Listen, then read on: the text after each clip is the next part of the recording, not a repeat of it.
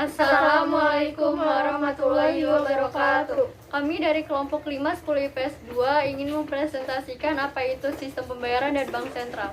Saya Ardelia Putri dari absen 4. Saya Gabriela Syarapova dari absen 14. Saya Jasmine Putri dari absen 15. Saya Risma Duma dari absen 28. Sistem pembayaran, potensi digitalisasi di masa COVID-19 kebijakan pemerintah. Memberlakukan kebijakan physical distancing dan PSBB. Perlu disikapi secara positif melalui inovasi transaksi tanpa tatap muka dan penguatan ekosistem digital, sehingga memunculkan alternatif instrumen maupun kanal pembayaran dan merchant online yang beragam sesuai segmen transaksi. Konsumen dimudahkan dalam menggunakan alternatif instrumen pembayaran hanya dalam satu aplikasi dompet elektronik, semakin memudahkan dalam belanja online.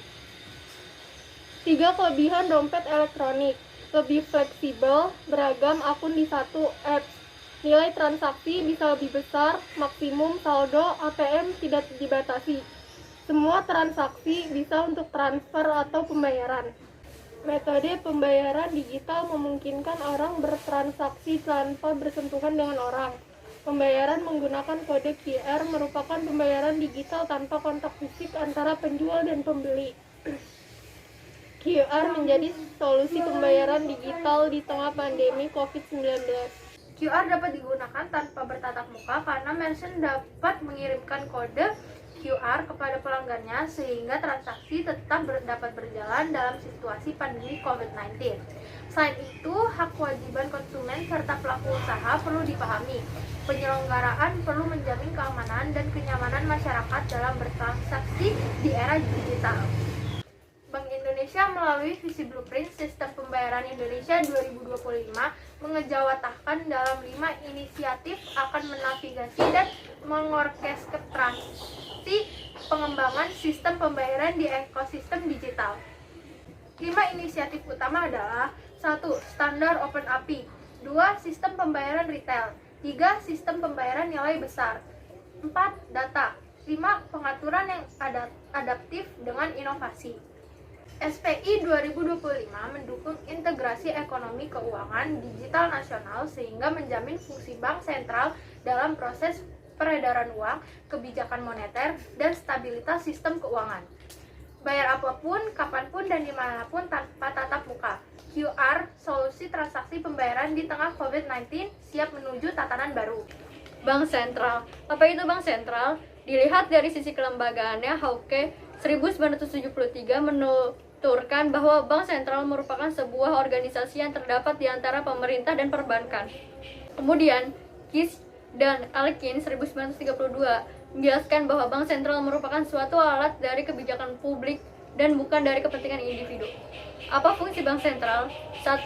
Penerbit uang atau alat pembayaran yang sah guna memenuhi kebutuhan masyarakat. 2. Pelaksanaan dan perumus kebijakan moneter. 3. Penyedia jasa perbankan dan agen kepada pemerintah dan sering sebagai pengelola pinjaman pemerintah. 4. Kustodian, dari cadangan bank umum dan pembantu penyelesaian akhir transaksi clearing antar bank. 5. Penjaga kebutuhan sistem keuangan dan pada beberapa situasi atau keadaan bertindak sebagai an emergency lender of last resort dan pengawas kehati-hatian perbankan. Selain fungsi-fungsi tersebut, pada beberapa negara, bank sentral juga memiliki peran dalam tugas lain, misalnya melayani jasa perbankan dan manajemen aset serta utang kepada pemerintah. Bahkan, bank sentral juga sering ditugaskan untuk melakukan analisis dan saran terhadap kondisi ekonomi dan kebijakan pembangunan pada negara-negara tertentu. Apa fungsi, tugas, dan wewenang BI sebagai bank sentral? BI memiliki 3 tugas penting beserta dengan wewenangnya bagi setiap tugas tersebut, yaitu 1. Menetapkan dan melaksanakan kebijakan moneter dengan wewenang untuk A. Menetapkan sasaran-sasaran moneter dengan memperhatikan sasaran laju inflasi. B. Melakukan pengendalian moneter dengan tidak terbatas pada operasi pasar terbuka di pasar uang, baik rupiah maupun valuta asing. Dan C. Menetapkan tingkat diskonto dan cadangan minimum serta mengatur kredit atau pembiayaan. 2. Mengatur dan menjaga kelancaran sistem pembayaran dengan wewenang untuk A. Melaksanakan dan memberikan persetujuan dan izin atas penyelenggaraan jasa sistem pembayaran. B. Mewajibkan penyelenggaraan jasa sistem pembayaran untuk menyampaikan laporan kegiatannya.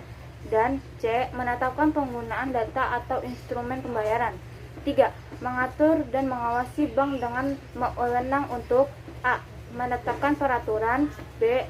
Mengawasi bank baik secara individual ataupun sebagai sistem perbankan. Dan C. Mengenakan sanksi terhadap bank sesuai dengan peraturan perundang-undangan. Sekian dari kami. Wassalamualaikum warahmatullahi wabarakatuh.